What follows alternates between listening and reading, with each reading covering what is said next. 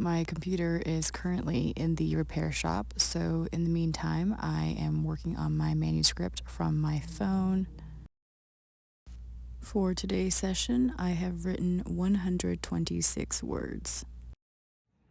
In celebration of being almost at 10,000 words tomorrow, I'm pretty sure I'll hit it, I decided to take myself out on a little date.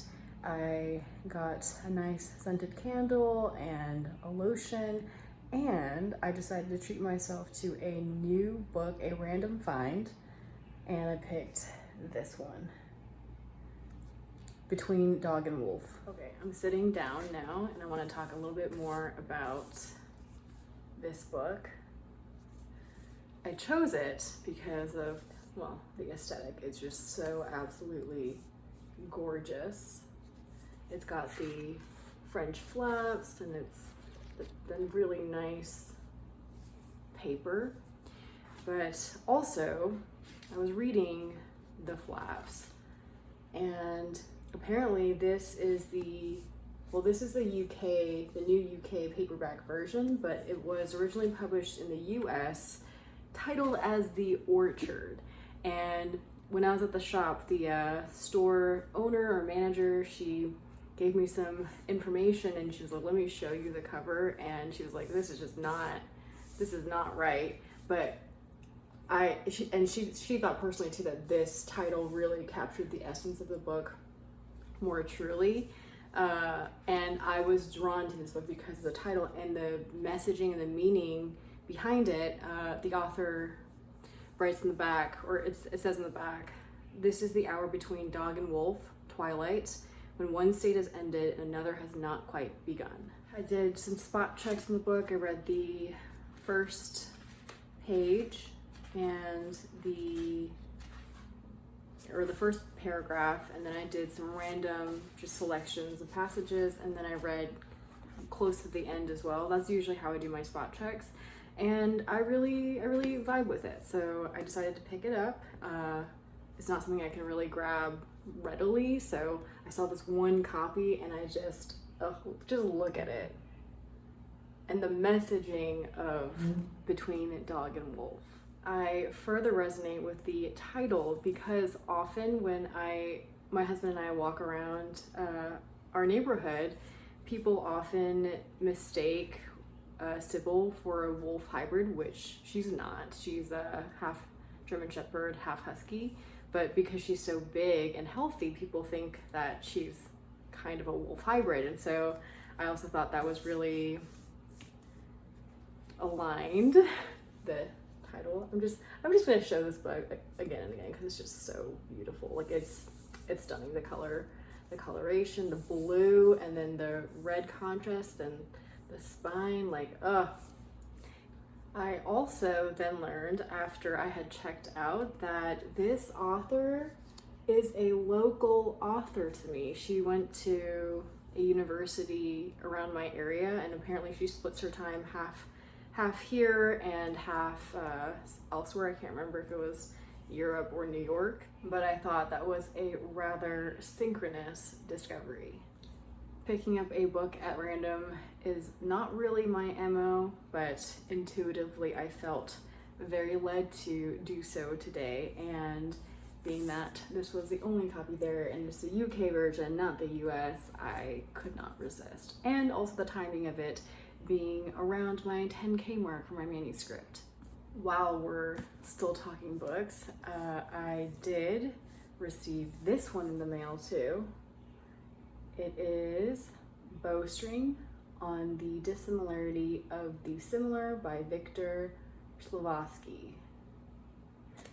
It is a literary criticism book, which is not something I usually go for, but while I was doing some research, looking into more books I wanted to add to my collection, I came across this one. I read samples, and just his thinking to me is very interesting, so I decided to purchase this book because, again, this is not something that's available in my library. So I went ahead and bought a very nice used copy on eBay. And I'm also very excited because today My copy of the recognitions will be delivered, and I'm very, very excited about that as well. Let me read you the summary on the back of this book. This beautiful, beautiful book. Myths do not flow through the pipes of history, writes Victor Shklovsky. They change and splinter, they contrast and refute one another. The similar turns out to be dissimilar. Published in Moscow in 1970 and appearing in English translation for the first time, Bowstring is a seminal work in which Shklovsky redefines estrangement as a device of the literary comparatist, the person out of place who has turned up in a period where he does not belong and who must search for meaning with a strained sensibility.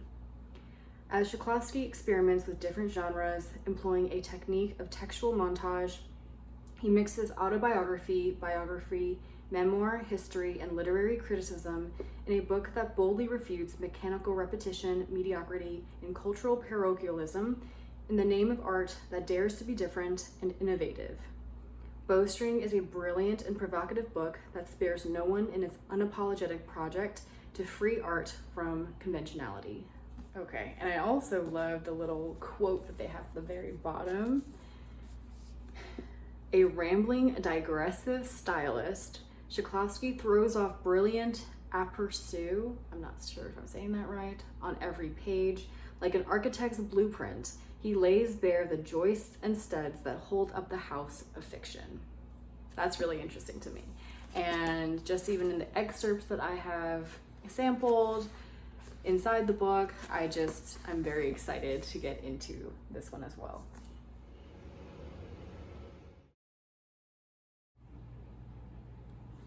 It's finally here. It is a very, very big book. The font is a little small, but I don't mind it because it's that inky text. I just love it. It's so beautiful. The paper is that nice thick paper. Ooh, beautiful. All right, so I wanted to talk about and follow up on how I am solving my DNF challenge, where in previous videos I mentioned that I wanted to become more efficient with my curating. It occurred to me that part of my problem creating my plentitude of DNFs was that I wasn't actually investing the time to properly curate for myself. In other words, I was inadvertently being very lazy and passive about it because part of that curation requires additional reading. When I was reading faster than I am now, because now I have decided to read all of my books slow, not just certain genres, I really fatigued myself mentally, so that when it came time to reading reviews or blog posts or even watching videos, excerpts, samples, summaries, articles, internet posts, all that additional reading that you don't realize you do in search of new books, I didn't have the stamina to actually engage with at a high level and a critical level, because my critical thinking faculties were busted from the immense reading I had done throughout the day. So that made it very difficult for me to filter what wasn't for me and what is, because the things that I actually do enjoy require so much brain power that even the summaries are intensely cerebral. So here I was going about my day, writing, expending my brain power on that, and then going into like intense bits of reading, doing daily life things. And then when I was done with all that by the end of the day, with like the very littlest bit of fuel in my mind left, then I would go and scroll online or Goodreads to look for my next book to potentially add to my collection. So my filter, I realized, is what was the problem, not just me being unable to get into the books that I was picking up at the library, only to return like a day or two later, borrowing books on Hoopla and wasting my monthly borrows. I felt like I was squandering my readership, but now realizing all of this and writing slow, reading slow, just overall slowing everything down to savor and experience everything I am consuming and putting forward has given me space to make room for the additional mental work of curating. For this session, I have written 75 words, bringing my total to 10,047 words.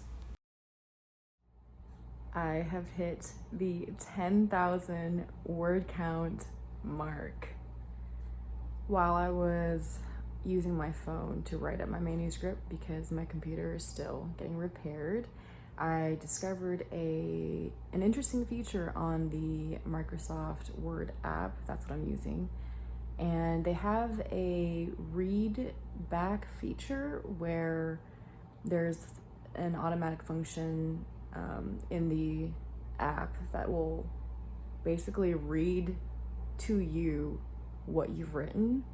So I actually listened to my manuscript in honor of it reaching 10,000 words, and I'm actually really proud of what I've done so far. Hearing my manuscript being read to me really allowed me to gain a more removed perspective on what I've written, and it makes cohesive sense, and it has style and it has voice, and I'm pleased with that. It was such an interesting experience for me to hear my own words being read to me. I'm still a little surprised by it, but it was fun and it went by really fast. I think the total readback time was less than 2 hours, and it really helped to just give me a big picture overview on what I've done so far without fatiguing my mind in a complete reread of what I've written. And it's really encouraging and motivating for me to continue in the next leg. So yeah, I'm very excited with my progress so far. For this session, I wrote 38 words.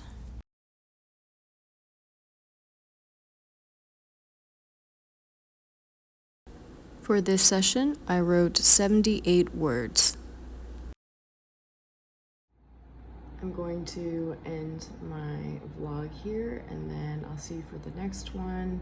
Today is Sunday, so I'm hoping to get a lot of reading done.